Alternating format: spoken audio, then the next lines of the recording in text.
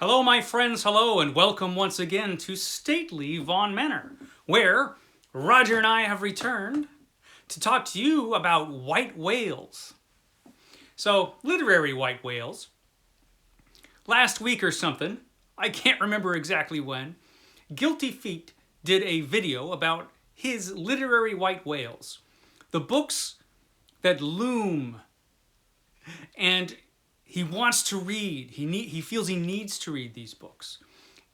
That's what a literary white whale is. A book that you feel, for whatever reason, that you really need to read, but you just haven't gotten to yet for whatever reason. It's just kind of looming on the horizon. Of course, this literary white whales, they come from Moby Dick, which I guess for a lot of people is that kind of book. Then the other day, after Guilty Feet's video, Steve Donoghue did a video about his literary white whales, and he asked other booktubers, "Hey, what are your literary white whales?" So that's what I'm here doing, because I've got a few of them now. They just limited themselves, Steve and Guilty Feet. They limited themselves to 4 books, I believe, each, if I'm remembering right.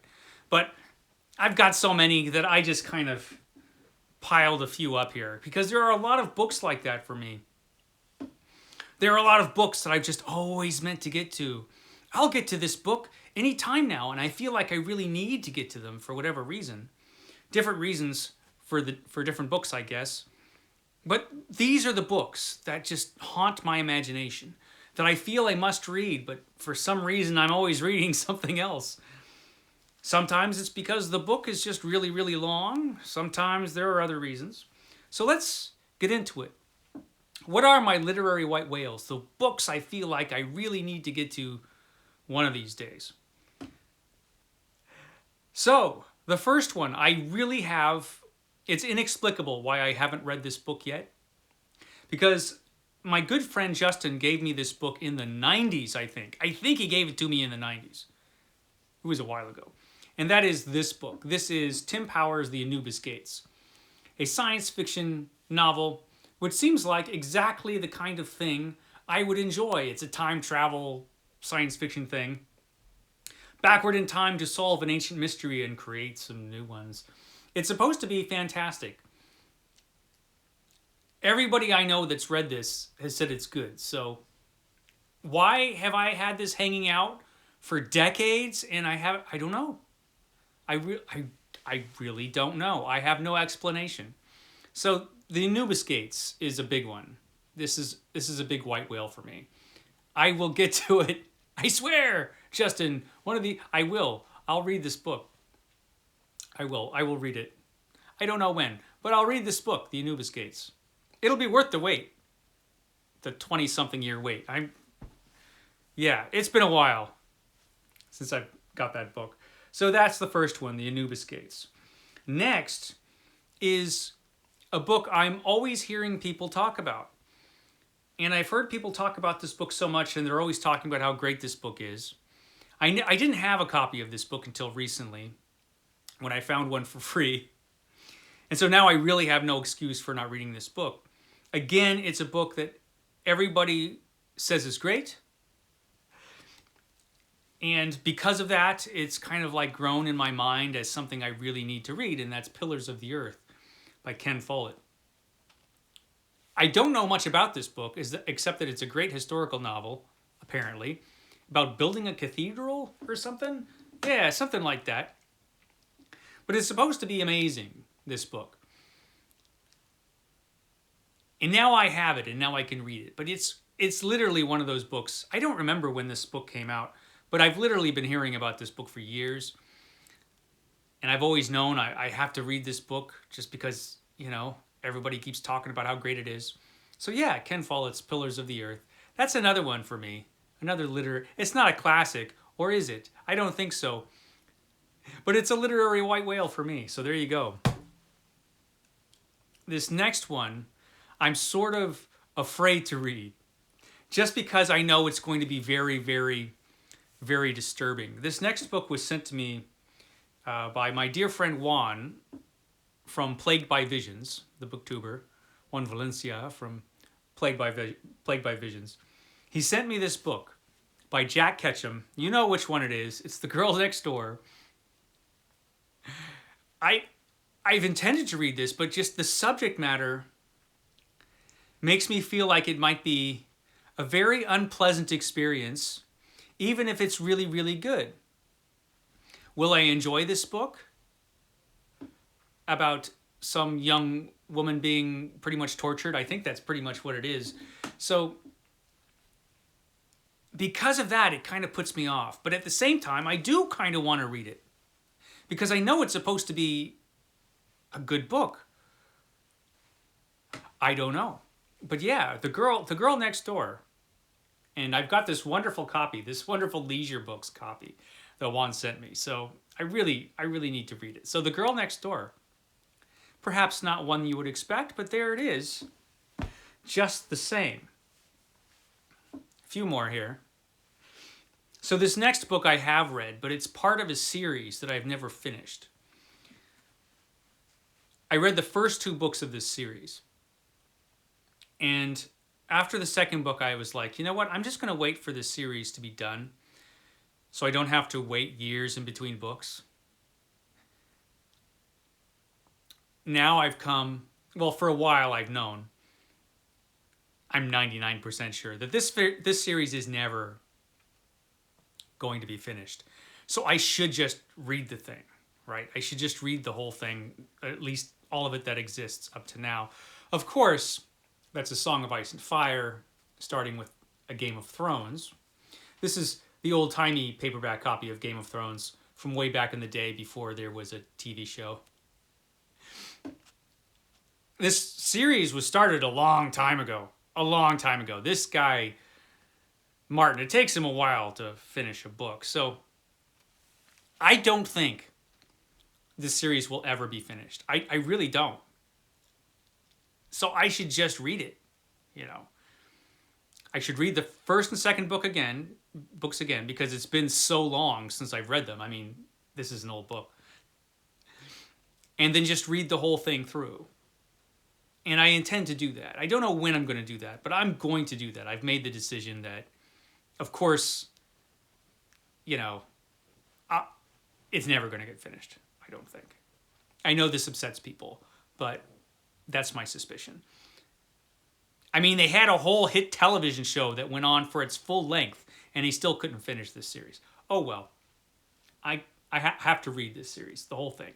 That, as a series, looms as a white whale. And speaking of big fantasy series, even longer than A Game of Thrones, this book, or this set of books, or these trilogies of books, have been... It's another set of books that have been looming, and that is Stephen Donaldson's The Chronicles of Thomas Covenant, The Unbeliever. So this is the first trilogy. I've got the second trilogy. I don't have, I guess there's a third trilogy. It's a trilogy of trilogies. I don't have the other one, the other trilogy. I just have the first 2. Still, it's another one that I've been intending to read forever, literally forever. I mean, ever since, you know, I saw my mom reading the old paperbacks with the really cool covers. These covers aren't as cool as the old paperback covers, but still, I have them. They're here. I could read them. I just haven't yet. And for years, this has been looming on the horizon, and I just haven't. I don't know why. It could be because they're very long, and they have a reportedly very unpleasant main character, but you know, so what? I still want to read them. I hear they're great. So, yeah. This set of books, these trilogies of books, I want to read those. Here's another book. I always hear how great this book is. George Eliot, Middlemarch. This is one that's been looming more or less the last couple years. Ever since I started up on BookTube, I've intended to read this and just haven't gotten to reading it yet. Again, white whale looming. This one I was just reminded of I watched Book Time with Elvis, and I think it was Book Time with Elvis when he was talking about this. I have literally had this copy forever. This is John Galsworthy, the Foresight Saga. It's a beat up, old copy of this book. I got this book a long time ago, and when I bought it, I intended to take it home, sit down, and read it. I was going to read it the day I got it, pretty much. And then I went home and read something else because that's, I don't know, that's a thing. And so this got kicked aside, and now it is looming again in my imagination. The Foresight Saga. I need to read this. I need to read that. Couple more. This one has been looming for a little bit. This is The Mysteries of Paris by Eugene Sue. This is a gigantic serialized novel. It was serialized, I think, in the newspapers. And it's supposed to be kind of a Penny Dreadful kind of thing, a la Varney the Vampire, I guess. I've heard really good things. I've heard really bad things about this. It's an investment in time, obviously. Very influential book. And one I really do want to read. I think the obvious reason I haven't read this is, especially since I've been on BookTube. I think I picked this up since I've been on BookTube, or maybe a little bit before. I don't remember.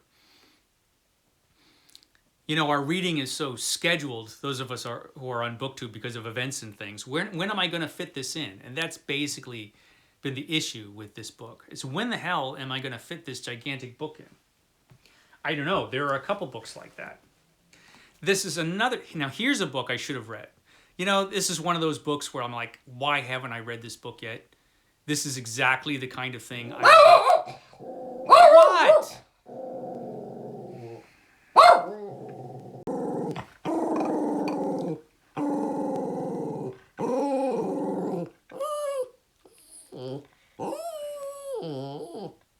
It's just a dog. It's just you're a dog. It's just another dog. Jeez. You done? You done, little one? Maybe. Anyway, so this next book.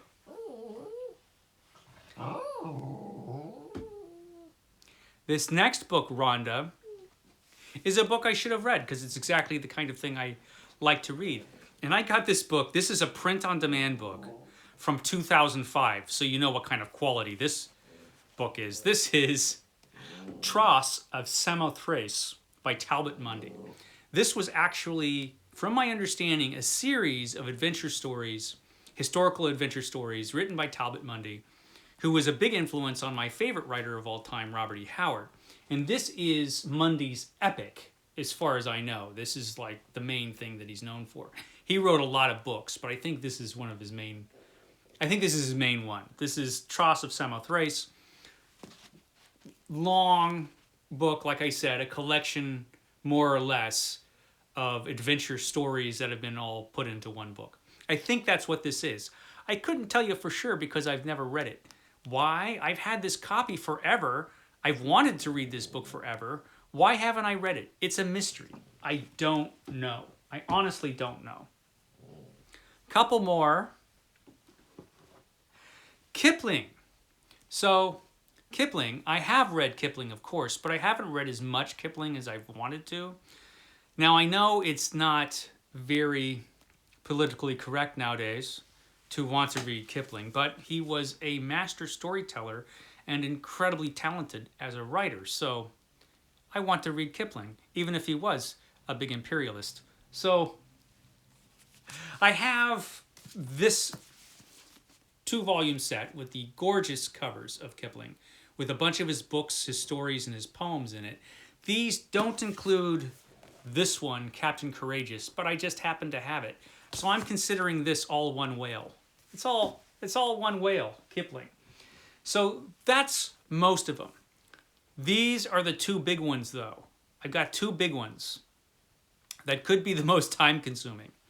The first one is, well, it's part of a long-running literary masterpiece that is ever been. It's been written by many different people. It's ever being contributed to this saga of this one character. And I've read a lot about this character, but never as much as I should have. And that is, of course, Batman. So Batman, I've always been more of a Superman guy. Of course I've read Batman, but I haven't read nearly as much of Batman as I feel like I should have. I feel like I'm missing out. Like this Golden Age stuff. I've never read the Golden Age stuff of Batman. Not much of it. Like a few stories, but I've never read, like, this is the archive editions. I've got a few of these. I should read them. They're looming there, Batman. And recently when I read some, because I'm doing the Superman challenge where I read Superman every day. Recently when I read some World's Finest comics, which is when Superman teams up with Batman, I realized how much I enjoy this character, reading about this character in the comics. And so I might morph my Superman challenge into a World's Finest challenge and read both Superman and Batman every day. We will see. But I definitely need to read more Batman. Definitely. The bulk of Batman I have not read. Most of what has been written about Batman. I mean, of course, I could read Batman every day of my life and I would never read a fraction of what has been produced about Batman. But, you know, I need to read more Batman. But the real big one, and this is the big one. This is what this whole video has been leading up to. I know, it's been very suspenseful. This is one of my most action-packed videos for all of you who are still awake. Anyway, this is the big one. Okay, this is it. This is the big one that looms more than any other book looms as a white whale, and that would be Shakespeare. The complete works of Shakespeare. Of course, I've read Shakespeare. I've never read all of Shakespeare. I want to read all of Shakespeare. And I want to just take Shakespeare and just take this complete works and read it from beginning to end. I don't think I would probably get tired of Shakespeare. It doesn't seem like that's a guy you'd get sick of. But this is the book that looms. Complete works of Shakespeare. I'm just going to read the whole thing as one book. One of these days I'm going to do it. Of course, here's the thing about literary white whales, especially when you've got a few of them. I'm not getting any younger, and I'm already old. So I've really got to stop, you know, talking about reading these books and thinking about reading these books. I really got to get to reading these books. Okay, guys, I will catch you next time.